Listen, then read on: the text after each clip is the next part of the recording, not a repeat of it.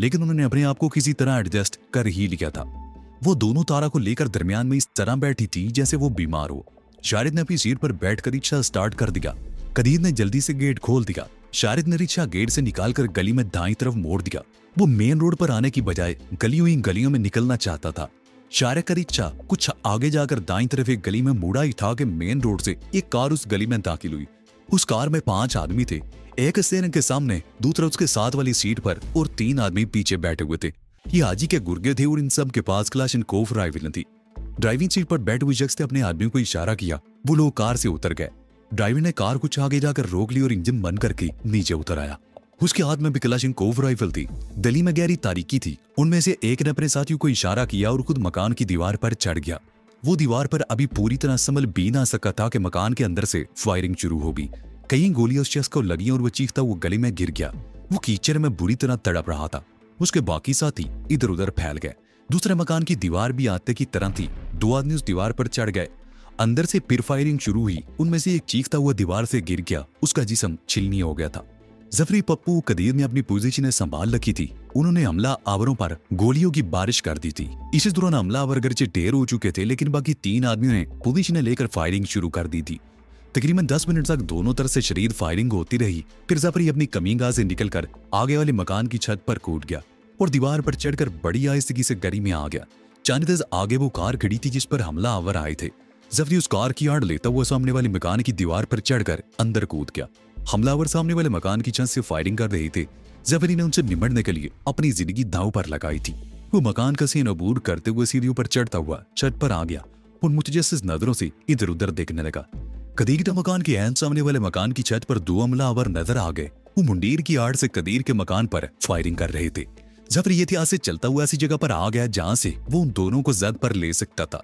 वो तीसरे की तलाश में था जो अभी तक उसकी नजरों में नहीं आया था। जफरी बड़ी एहतियात से चल रहा था। छत पर तेल या घी का एक खाली डिब्बा पड़ा हुआ था। जफरी के पैर की ठोकर लगने से वो डिब्बा पुरशोर आवाज के साथ लड़खड़ाता हुआ दूर तक चला गया।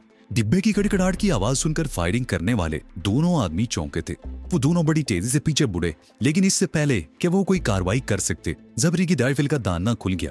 बोरियों ने उन दोनों को चिलनी कर दिया था। तीसरा हमलावर जो जफरी की नजरों में नहीं आ सका था, चंद गज आगे एक दीवार की आड़ में खड़ा था। उसे दीवार की आड़ से निकलकर जफरी पर फायरिंग शुरू कर दी। जफरी बड़ी फूटी से नीचे गिर गया। लादादाद गोलियां उसके सर के ऊपर से गुजर गई थी। अगर उसे नीचे गिरने में एक लम्हे की भी ताखीर हो जाती तो ये सारी गोलियां उसके जिस्म में फैवस्त हो जाती। नीचे गिरने के साथ ही उसने राइफल के ट्रैगर भी दबा दिया। हमलावर दीवार के करीब खड़ा था। जफरी की राइफल से निकलने वाली गोलियां उसके जिस्म में फैवस्त हो गई और वह चीखता हुआ ढेर हो गया। जफरी ने उंगली ट्राइगर से हटा ली। दूसरी तरफ कदीर और पप्पू ने भी फायरिंग रोक दी थी। फिदा पर एकदम सन्नाटा तारी हो गया। जफरी छत पर लेटा रहा। कई सेकंड गुजर गए। सन्नाटा फिर भी कायम था। वो अपनी जगह से उठकर आगे आ गया। उसने वो तीनों लाशें देख ली। वो इधर उधर देखता हुआ मोहतात अंदाज में आगे चलता रहा, लेकिन किसी तरफ से कोई फायर नहीं हुआ। उसे समझने में देर न लगी कि तमाम के तमाम हमलावर खत्म हो चुके हैं और ठीक उसी वक्त दूर कहीं से पुलिस सायरन की आवाजें सुनाई दी। हाजी के आदमियों ने यह हमला तयशुदा प्रोग्राम के तहत किया था और ऐन मुमकिन है हाजी ने पुलिस को भी बता दिया हो कि शारिक ने उसके साथी कहाँ छुपे हुए हैं और यकीनन पुलिस इसी तरफ आ रही थी। कदीर, पप्पू, जफरी चीखा, मकान से बाहर निकलो, जल्दी करो। वो खुद भी सीढ़ियों पर दौड़ता हुआ नीचे आ गया और फिर दीवार फांद कर गली में पहुंच गया। उसी वक्त कदीर और पप्पू भी अपने मकान से बाहर आ गए। उस तरफ वोर की कार खड़ी है। जफरी चीखता हुआ कार की तरफ दौड़ा। वो दोनों भी उसी तरफ दौड़े थे। पप्पू का पैर कीचड़ में फिसल गया और वो धड़ाम से पुश्त के बल नीचे गिरा। करीम ने सहारा देकर उसे उठाया। इसी दौरान जफरी कार के करीब पहुंच चुका था। कार की इग्निशन में चाबी मौजूद थी। जफरी ने बैठकर इंजन स्टार्ट किया और ठीक उसी वक्त पुलिस की गाड़ी सायरन बजाती हुई गली में दाखिल हुई। कदीर और पप्पू भी अपनी अपनी तरफ के दरवाजे खोलकर कार में बैठ चुके थे। कीचड़ और पानी की वजह से गली में दाखिल होती हुई पुलिस की गाड़ी की रफ्तार कम थी। पुलिस वालों ने उन्हें देख लिया था। उन्होंने फौरन ही फायर खोल दिया। 1-2 गोलियां कार की डिक्की में लगी और एक गोली पिछली विंड स्क्रीन को तोड़कर अवे विंड स्क्रीन तोड़ती हुई निकल गई। वो तीनों बड़ी फुर्ती से नीचे झुक गए। पप्पू ने अपनी पोजीशन बदलकर राइफल खिड़की से बाहर निकाली और उसका रुख पीछे की तरफ करके फायर खोल दिया। उसकी कोई गोली इधरचे पुलिस वैन को नहीं लगी थी, लेकिन पुलिस वैन रुक गई। वो लोग गालिबन अपनी जिंदगी को खतरे में नहीं डालना चाहते थे। जफरी ने कार की रफ्तार बढ़ा दी और चंद गज आगे जाकर उसे एक और गली में मोड़ दिया। वो भी शारिद की तरह गलियों में निकल जाना चाहता था। शारिद पीछे को गलियों में घुमाता हुआ मेन रोड पर निकल आया। उस वक्त रात के 11 बज चुके थे। सड़क पर ट्रैफिक बहुत कम था। बारिश की वजह से भी ट्रैफिक कम हो गया था। बहुत से लोग बारिश में अपनी गाड़ियां बाहर निकालना पसंद नहीं करते। समीना और शाहपरी ने बेहोश तारा को अपने दरमियान दबोच रखा था। उन दोनों ने अपने चेहरे नकाबों में छुपा रखे थे। जब वो दोनों चारे के साथ कोठी से निकली थी तो दोनों ने एहतियातन पिस्तौल अपने अपने लिबास में छुपा लिए थे। इनका ख्याल था कि शायद किसी मौके पर इनकी जरूरत पड़ जाए। शारिद ने भी अपना पिस्तौल शर्ट के नीचे छुपा रखा था, लेकिन अभी तक उन्हें असला इस्तेमाल करने की जरूरत नहीं पड़ी थी। कदीर के डेरे पर जो सूरत सामने आई थी उसके पेश नजर शारिद ने तारा को लेकर वहां से निकल जाना ही मुनासिब समझा था, क्योंकि वह तारा से आजी के बारे में बहुत सी बातें मालूम कर सकता था। वैसे ये भी अच्छा ही हुआ था कि इंस्पेक्टर उस्मान ने बड़े वक्त खतरे से आगाह कर दिया था। अगर उस्मान से उन्हें इतला ना मिलती तो वो बेखबरी में घेर लिए जाते और ये भी मुमकिन था कि उनकी जिंदगी की आखिरी रात होती। शारिद को तफरीक वगैरह की ज्यादा फिक्र नहीं थी। वो लोग होशियार हो चुके थे और हमलावरों का मुकाबला करने के लिए यकीनन तैयार होंगे। देर वाले मोड़ पर शारिद को ज्यादा परेशानी का सामना नहीं करना पड़ा। यहाँ पुलिस ने उन्हें रोका था, लेकिन दो औरतों उनके साथ एक बीमार आदमी को देखकर पुलिस ने उन्हें जाने की इजाजत दे दी थी। लेकिन तकरीबन 20 मील का फासला तय करने के बाद शारिद को एक बार फिर रिक्शे की रफ्तार कम करनी पड़ी। ये सड़क बिल्कुल सुनसान और तारीकी में डूबी हुई थी। रिक्शे के हेडलैम्प्स की रोशनी में 3 पुलिस वाले सड़क के ऐन वस में खड़े नजर आए। मालूम होता है आज कुछ ज्यादा ही गड़बड़ है। शारिद ने पीछे गर्दन घुमा कर कहा और पुलिस वालों के करीब रिक्शा रोक लिया। क्या बात है सर जी, आज कुछ ज्यादा ही चेकिंग हो रही है। शारिद पुलिस वालों की तरफ देखते हुए बोला और दूसरे लम्हे वो चौंक गया। उन 3 पुलिस वालों में एक असिस्टेंट सब इंस्पेक्टर था और 2 कांस्टेबल। शारिद ने एएसआई को पहचान दिया था। ये वही नौजवान पुलिस ऑफिसर था जिसने उस रात कसूर की तरफ जाते हुए उन्हें चेक किया था। वो शारिद उसे आजी के नाम की धमकी देकर निकल गया था। शहर के लोग कुछ ज्यादा ही खुद मुख्तार हो गए हैं, एक दूसरे को मार मार कर सड़कों पर फेंक रहे हैं। एक कांस्टेबल ने कहा और पिछली सीट की तरफ देखते हुए बोला, आप लोग कौन है बीबी, और ये आदमी बेहोश क्यों है? ये मेरा भैया जी बीमार है, इसे दौरे पड़ते हैं, बेहोश हो गया है, डॉक्टर के पास ले जा रहे हैं, समीना ने जवाब दिया। इसी दौरान एएसआई ने हाथ में पकड़ी हुई टार्च रोशन कर ली। उस सब शारिद ने अगरचे मुंह फेर लिया था, लेकिन उसका चेहरा रोशनी में आ गया था। उसके साथ ही एएसआई चीख उठा, ओए तुम! उसने एकदम शारिद पर पिस्तौल तान दिया। तुम तो वही हो जो उस दिन हाजी के नाम पर धोखा देकर भाग गए थे।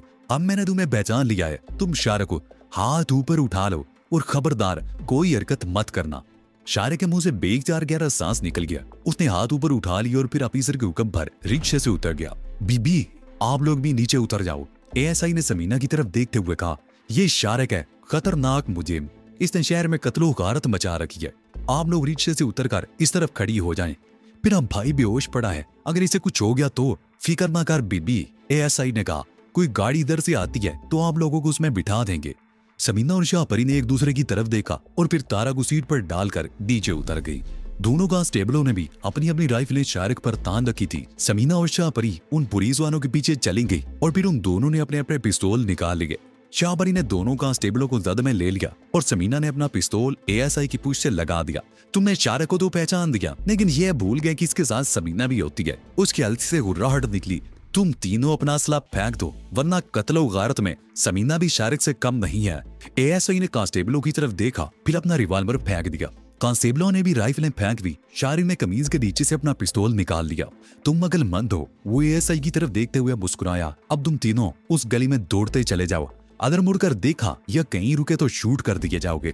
एएसआई दोनों कांस्टेबल वाकई अक्लमंद थे। उन्होंने शारिद के हुक्म की तामील में एक लम्हे की भी ताखीर नहीं की और मुड़कर कोठी के दरमियान एक गली में दौड़ते चले गए। चलो रिक्शे में बैठो, जल्दी करो।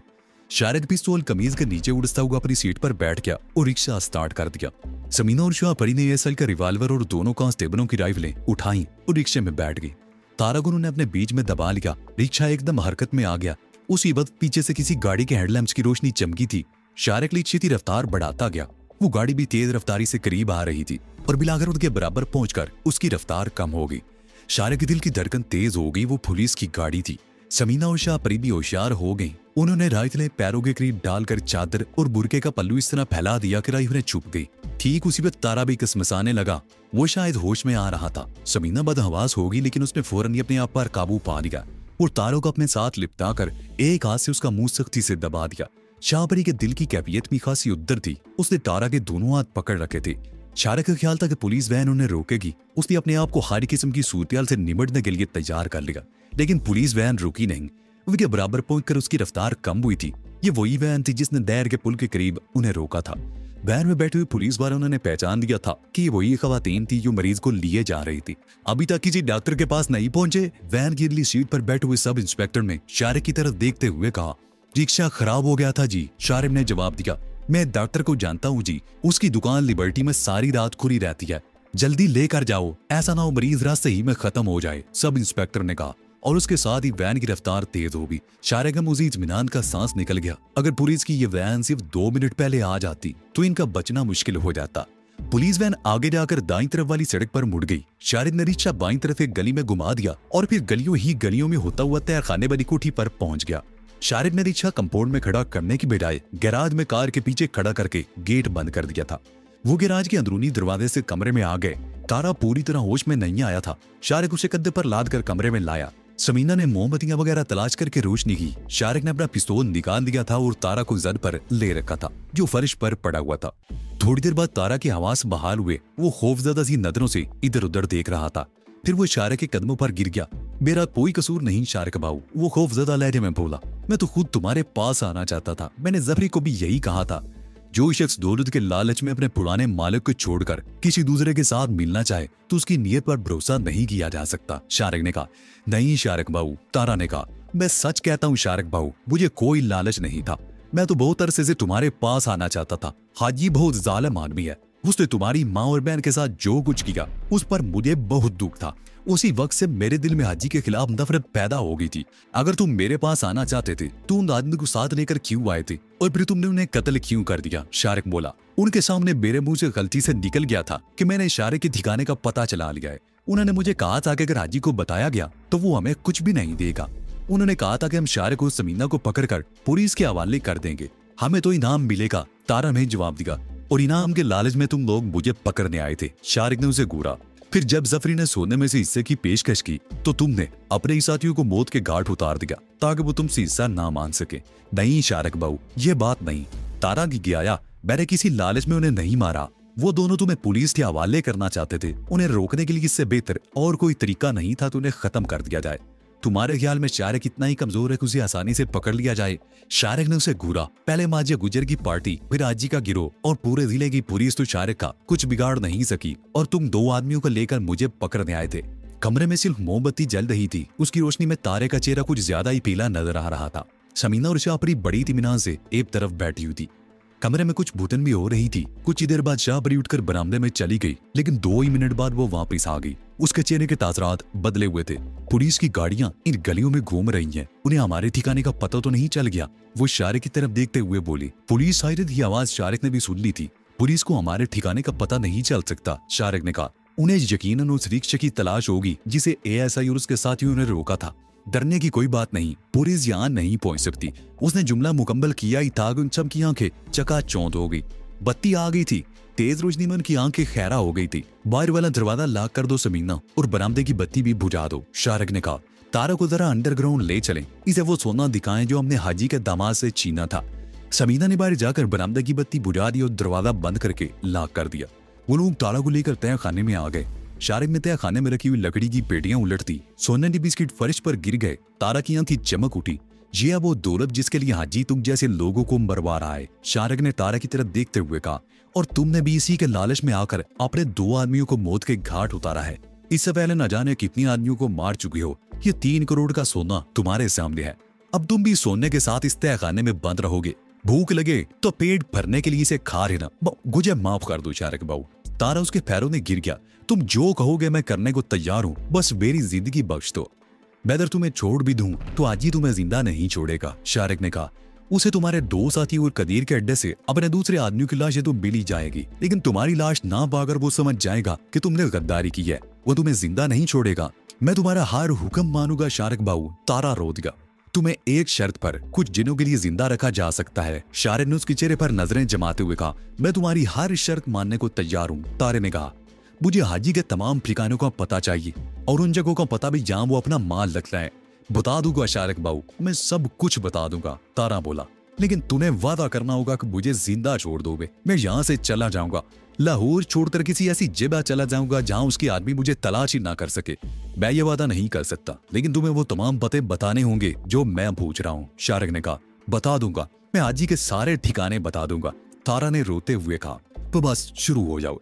शारिक ने कहा, सबसे पहले ये बताओ कि हाजी अपना स्मगलशुदा माल कहाँ रखता है? माल रखने के लिए 3 ठिकाने हैं, तारा ने जवाब दिया। एक मिस्री शाह में, दूसरा बागबानपुरे में और तीसरा मुल्तान रोड पर है। बल्ला स्टॉप के करीब एक गली में। वो चंद लम्हों को खामोश हुआ, फिर उसने ठिकानों की लोकेशन भी बता दी। ठीक है, शारिक बोला, तुम 1-2 दिन इसी तय खाने में रहोगे, उसके बाद तुम्हारे बारे में कोई फैसला किया जाएगा। शारिक ने समीना और शाह परी को इशारा किया। वो तीनों तय खाने से बाहर आ गए।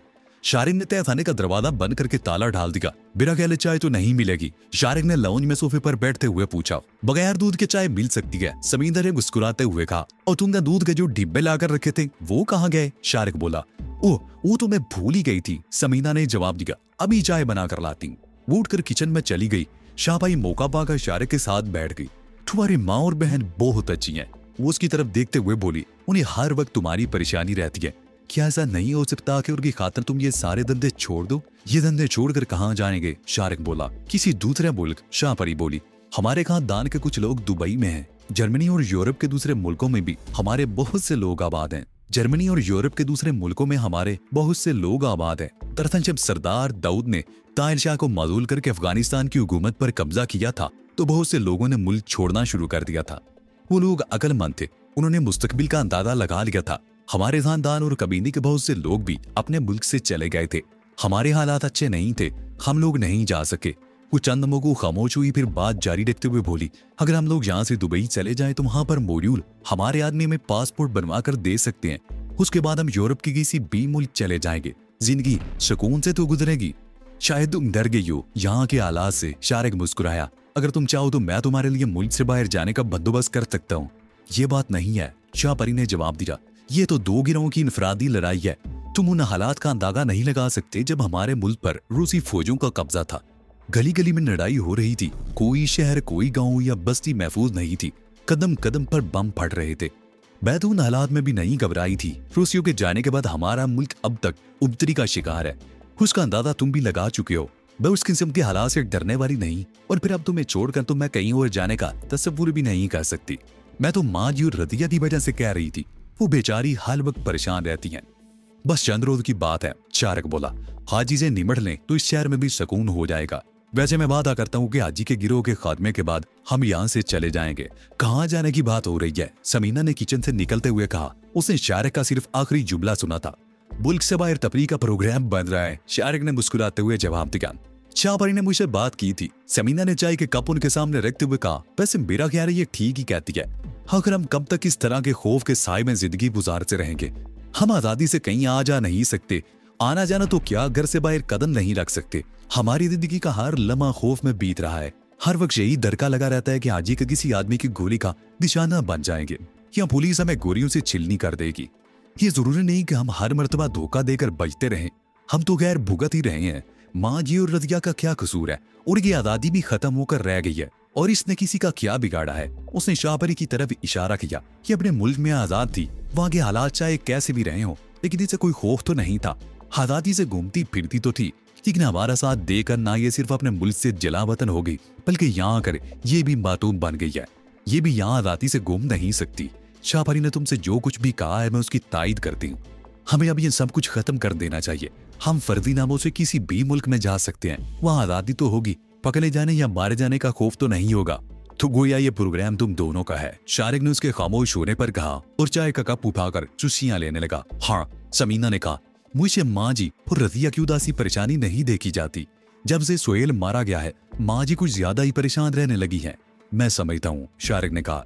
मैंने शाहपरी से भी कहा था कि हाजी के मामले से निमट लें तो यहाँ से चले जाएंगे। हाजी का हिसाब किए बगैर मैं यहाँ से नहीं जाऊंगा। मैं बुज़दिल नहीं कहलाना चाहता। हाँ, हाजी को मारकर तुम्हें बादरी का तमगा जो मिल जाएगा, सफेदा ने उसे घूरा, यही समझ लो, शारिक बोला। मैंने उसे अपनी अना का मसला बना लिया है। तो ठीक है, अब सबसे पहले हाजी का ही खात्मा होना चाहिए। इसके अलावा एक और बात भी है, सबीना ने उसके चेहरे पर नजरें जमाते हुए कहा। 9 लाख को यहाँ ले आएंगे और तुम माँ जीवानी कोठी कम से कम जाओगे। हम तो बुर्का पहनकर निकलती हैं, लेकिन अगर तुम किसी की नजरों में आ गए तो उन पर एक नई मुसीबत टूट पड़ेगी। ठीक है, शारिक मुस्कुराया। मुझे तुम्हारी ये शर्त मंजूर है। शमीना कुछ कह नहीं चाहती थी कि फायरिंग की आवाज सुनकर खामोश हो गई। वो लोग कमरे से निकलकर बरामदे में आ गए।